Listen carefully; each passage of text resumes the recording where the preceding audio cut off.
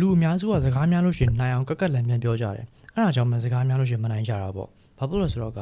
စကားများတယ်တို့အငင်းပွားတယ်တို့စကားပြန်ပြောတယ်တို့ဆိုတာကတစ်ဖက်သူရဲ့အပေါ်စီကိုရအောင်စကားလူပြောမှာမဟုတ်ဘူးစကားဝိုင်းကိုကထိန်ချုပ်အောင်မှာစဉ်းစားကြည့်လိုက်လူတွေကစကားများတဲ့ခါဆိုလို့ရှိရင်ဘယ်သူကမှန်လဲဘယ်သူကမှားလဲဆိုတာထက်သူတို့ရဲ့မှန်မှန်အောင်လာထိခိုက်လို့ပဲစကားများကြတာပေါ့နော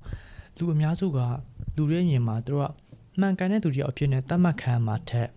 လူတွေရဲ့ရှေ့မှာငါတို့တယောက်လိုအမြင်မခံဖို့ပိုအလေးထားတယ်ဘယ်လိုဆိုတော့ကငါမှန်ကြမလို့လူတွေရှေ့မှာအချက်မကွဲဘူးပဲလို့တယ်အချက်မကွဲဘူးပဲရေးကြည့်တယ်အဲ့လိုမျိုးပေါ့နော်ဆိုတော့ကဒီတစ်ခါဗီဒီယိုမှာက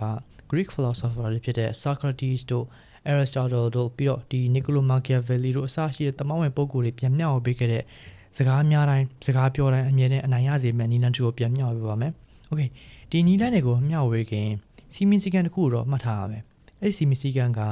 စကားများတဲ့အငင်းပွားတယ်ဆိုတာက psychology တသက်ပဲ။အဲ့တော့ကိုကစကားပြောတဲ့ခါဆိုလို့ရှိရင်ခန္ဓာချက်ကိုဦးစားမပေးဖို့လိုတယ်။ခန္ဓာချက်ကိုဦးစားမပေးမိဖို့အရင်အရေးကြီးတယ်။ကိုကခန္ဓာချက်ကိုလိုက်မိပြီဆိုတာနဲ့ကိုပြောတဲ့စကားတိုင်းကလောဝါလိမ့်မယ်အသားနဲ့မငြိမ်တော့ရုပ်ချက်ဆိုသလိုကိုကကလေးတယောက်လိုပြုတ်မှုနေပြီလိမ့်မယ်အဲ့တော့ပထမဆုံးစီမင်းကစိတ်ကိုငြိမ်ထားဖို့လိုတယ်ခန္ဓာချက်ကိုမလိုက်မိစေနဲ့ Method number 1 Socrates ကိုလူတော်များများကြားဖို့ကြမှာပေါ့ Socrates ကအငင်းပွားလို့ရှိရင်တခါမှမရှုံးနေခဲ့တဲ့အပြင်မှာသူ့ရဲ့ပြိုင်ဘက်တွေကိုလူတွေအရှိမအများနဲ့အရှက်ရအောင်လုပ်ခဲ့တဲ့သူတယောက်ပေါ့နော်လူတိုင်းကသူနဲ့စကားပြောလို့ရှိရင်မနိုင်လို့နောက်ဆုံးမှဒီ Athenian government ကသူ့ကိုအငင်းကပ်ပြီးတော့ကွပ်မျက်ခဲ့တယ်ပေါ့နော်သူ့ရဲ့ method က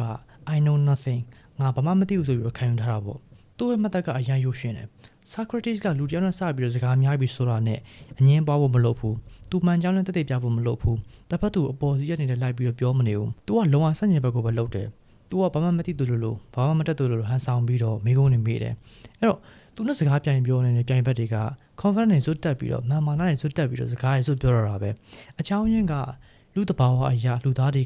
ကသူတို့ဘလောက်မှန်ကြောင်းသူတို့ဘလောက်တော်ကြောင်းပြချင်ကြတယ်ပေါ့နော်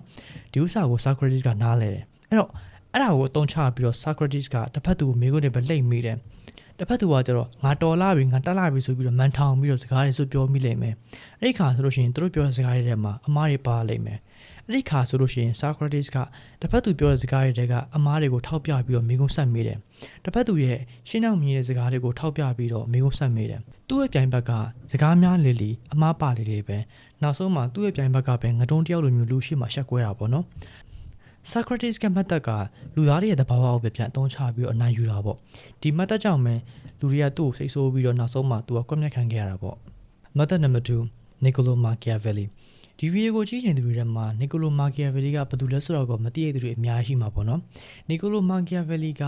48 laws of power တို့ human nature တို့ dark psychology တို့အစရှိတဲ့ဒီဘက်ကမှာအရန်နာမည်ကြီးနေတဲ့ philosophy စာအုပ်တွေ psychology စာအုပ်တွေလူသဘာဝနဲ့သက်ဆိုင်တဲ့စာအုပ်တွေအများကြီးကို inspiration ပေးခဲ့တဲ့သူတယောက်ပေါ့နော်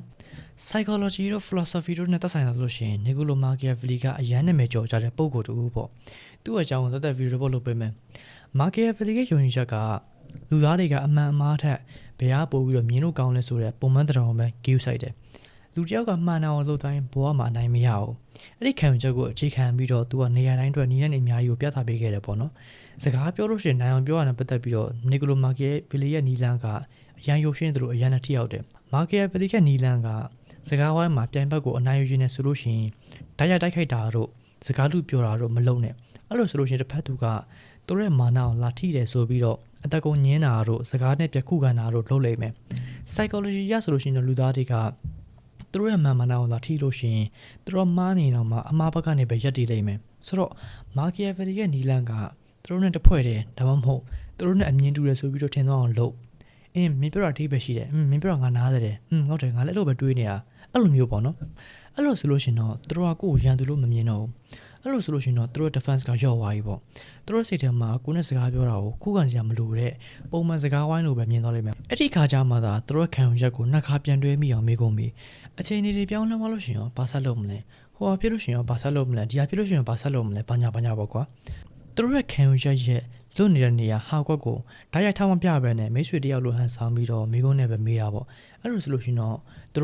တို့ခံယူချက်ကိုပြောင်းပြီးတော့ပြောလိမ့်မယ်ဒါမှမဟုတ်သူတို့မာကြောင်ဝန်ခံနိုင်မယ်ဒါမှမဟုတ်သူတို့မှာလိုအပ်ချက်ရှိကြောင်းသိသွားလိမ့်မယ်ဒီ method ကကျတော့ Jimmy Fallon တို့ Piers Morgan တို့ Conan O'Brien တို့အဲ့လိုမျိုး TV show host တွေတုံးတာခဏတွေ့ဘူးတယ်ဒါတွေမကသေးဘူးစကားတော်ရတဲ့သူတွေဆိုလို့ရှင်ကွာခဏတုံးတယ်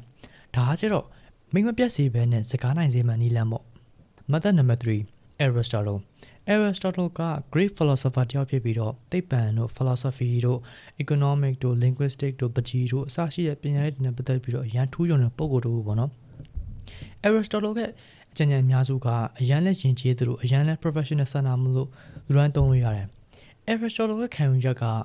ကိုပြောတာဘယ်လောက်ပဲမှန်နေပါစေကိုပြောတဲ့ပုံစံမှားနေလို့ရှင်တော့သူတွေကလက်ခံချင်မှာမဟုတ်ဘူးလူအများစုကကွာစကားပြောလို့ရှိရင်ဘယ်ကမှန်လဲဘယ်ကမှားလဲဆိုတော့ပဲအာရုံစိုက်တဲ့ရှိတယ်ဘလို့နီးတဲ့သူများတဲ့ကိုလက်ခံအောင်ပြောအောင်လဲဆိုတော့ကျွန်တော်အာရုံမစိုက်ကြဘူး Aristotle ပြောတာမှန်တယ်ကိုကတရားကန်တော့မှန်နေရင်တော့မှခေါင်းမတဲ့ပုံပေါက်နေလို့ရှိရင်ဘယ်သူမှကိုယ့်ဘက်ကနေပါချင်မှာမဟုတ်ဘူးစကားဝိုင်းတစ်ခုမှာကိုကမှန်နေရင်တော့မှဘယ်သူမှကိုယ့်ဘက်ကနေမရက်တည်ချင်ဆိုလို့ရှိရင်တော့ကိုကလူတွေအရှိမရှုံးနေပြီးသားပဲဆိုတော့က Aristotle ကစကားပြောတဲ့ခါဆိုလို့ရှိရင်အချက်အလက်တွေခံယူချက်တွေ logic တွေ fact တွေအဲ့အရာတွေကိုမပြောခင်လူတွေလက်ခံနိုင်အောင်ကိုပြောမှစကားအယုံဆုံးစကားအရင်စီးရတယ်ဥပမာဒီလိုမျိုးပေါ့ငါပြောတာမှားသားနိုင်တယ်နော်ဒါပေမဲ့ blah blah blah ငါနားလည်တဲ့ပုံစံရဆိုလို့ရှိရင် blah blah blah ငါမှားလို့ရှင်ထောက်ပြလို့ရရနော်ဒီမှာကြည့်ငါပြောချင်တာက blah blah blah အဲ့လိုမျိုးပေါ့လူတွေရဲ့အမြင်မှာကိုကခေါင်းမာတယ်မာနကြီးတယ်ဆိုတဲ့ပုံစံမပေါက်အောင်ဖော်ရွေတဲ့ပုံစံနဲ့ကိုပြောချင်တဲ့စကားကိုစကားအရင်စီးပြီးတော့မှသာပြောတာပေါ့နော်ဒီ method ကကျတော့အရန်အလုပ်ဖြစ်တယ်လို့အရန်လည်း professional ဆန္ဒမလို့လူတိုင်းသုံးလို့ရတယ် okay နောက်ဆုံးတစ်ခုမှထားမှာကစကားများတယ်စကားပြောတယ်ရန်ဖြစ်တယ်ဘာလို့လို့ကွာဘာဖြစ်ဘသူကမှန်တယ်မားတယ်တို့ဘသူကကောင်းတယ်ဆိုတယ်တို့ဆိုတာထက်လူတွေကဘသူ့ကိုထောက်ခံတယ်ဆိုတာပိုအရေးကြီးတယ်စကားများတဲ့ခါဆိုလို့ရှိရင်နိုင်ချင်လို့ရှိရင်လူတွေရဲ့အမြင်မှာကွာငါတုံးအားလို့အမြင်မခံစေနဲ့အချို့သူတွေကကွာဘသူမှငါဘက်ကနေမြတ်တီလဲရတယ်ငါမှန်ပြီးရဆိုပြီးတော့နေတဲ့သူတွေရှိရပေါ့တကယ်ကကျတော့ဘောကမှာလူတွေစိတ်ကိုကပြောင်းလဲနိုင်မှသာကိုလိုချင်တာကိုရမှာငါမှန်ပြီးတော့ငါတယောက်လည်းဖြစ်တယ်ဆိုတဲ့သူတွေကတကယ်ဆိုလို့ရှိရင်ဂျောင်းနဲ့ဘက်ကနေမှာဆိုတော့ကကိုဘာပဲပြောလူတွေကကိုလက်ခံစေချင်တယ်ဆိုလို့ရှိရင်တော့ကျွန်တော်ကိုမြောက်ပေးတော့တဲ့ persuasion method 3ခုကအများကြီးထောက်ကူပြုလိမ့်မယ်ဒီလိုမျိုးဗီဒီယိုမျိုးသဘောကျရဆိုလို့ရှိရင်တော့နောက်လည်းဆက်ပြီးတင်ပေးမှာမလို့ like and subscribe လုပ်သွားပေးပါ bye